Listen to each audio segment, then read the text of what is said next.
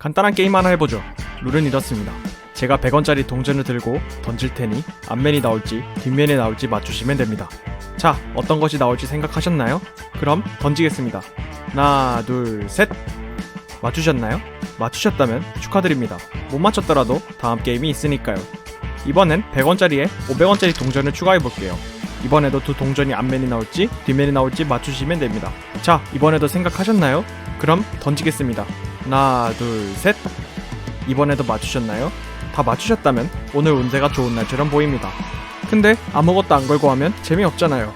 이번에는 만원을 걸고 다시 동전 2개를 던지겠습니다.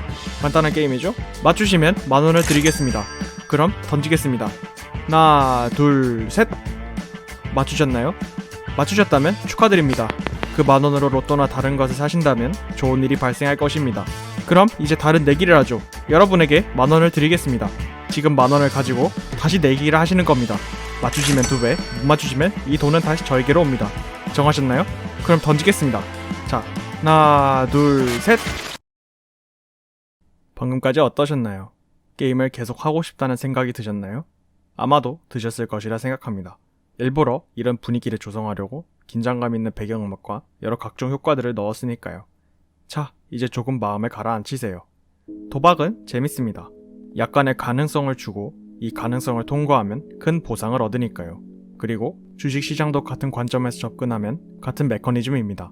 정신없이 움직이는 호가창, 실시간으로 나타나는 나의 수익, 이리저리 들려오는 상한가, 모두 주식시장의 한 요소이지요. 그럼 정말로 주식시장과 도박 중독은 같은 메커니즘일까요? 생물학적으로는 그렇다고 대답할 수 있습니다. 우리 뇌에는 전두엽 뒤에 즉 좌액과 배쪽 창백, 안와 전두 피질이란 부위가 있습니다. 이 세 부위의 공통점은 모두 자극과 보상체계에 관련되어 있습니다. 한스 브레터와 하버드 의학 연구진은 이에 관련하여 2001년에 흥미로운 결과를 발표합니다. 이 부위는 우리가 계좌나 수익을 보면 마약의 일종인 코카인을 했을 때의 부위와 똑같이 활성화된다고 합니다. 코카인 중독의 원리와 매매 중독의 원리는 같은 것이라 결론이 났죠. 또한 벨기에 플랑드르 뇌전자공학 연구소의 결과에 따르면 도전적인 상황에 더욱 놓여 있을수록 우리는 높은 기억력을 발휘하게 된다는 것입니다. 다른 말로 급등주와 짧은 시간 내에 단타를 할수록 이에 대한 기억은 뇌리에 강력하게 박힌다는 이야기입니다. 처음에 큰 자극이 후의 자극을 점점 무디게 한다는 것이죠. 점점 더 도전적인 상황을 요구하게 된다는 것입니다. 그리고 우리가 급등주를 추구하게 되는 데는 의외의 요소가 하나 더 있습니다.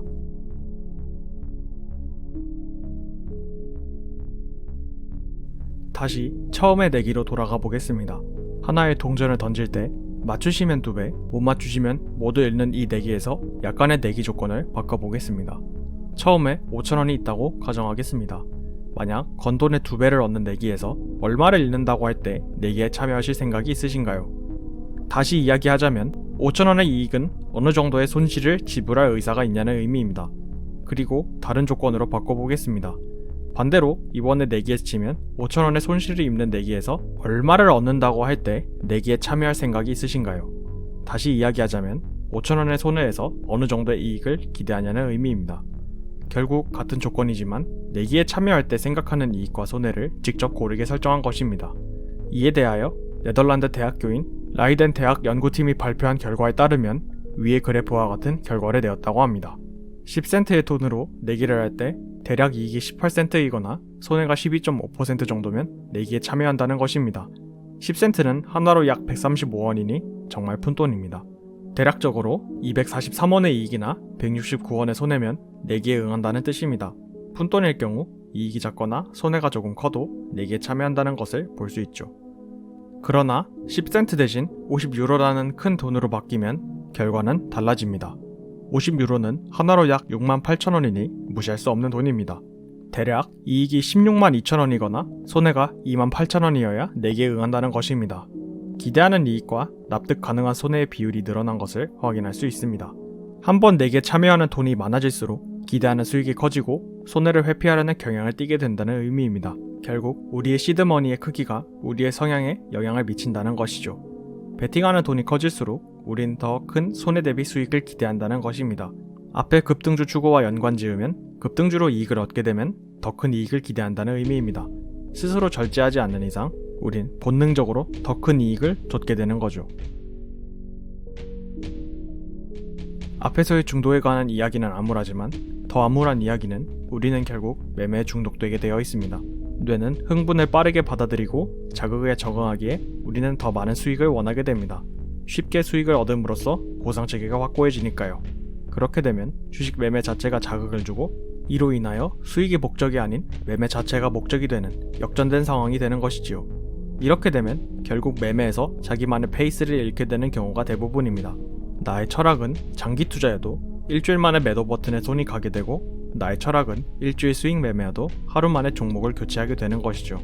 자신의 철학과 맞지 않은 매매를 하니 매매의 결과가 나빠지게 되는 것은 당연한 결과입니다. 아니면 정말 극단적인 형태로 간다면 충동적으로 대출을 받아 매매하거나 생활비나 다른 중요한 돈으로 매매하는 형태로 가기도 합니다. 어느 방향이든 나쁜 쪽이라는 건 자명합니다. 결국 우리는 우리 스스로 절제를 해야 한다는 것을 의식적으로 인식해야 합니다. 중독의 끝에는 자기 파괴만이 기다리고 있을 테니까요. 우리는 비합리적인 인간이니까요.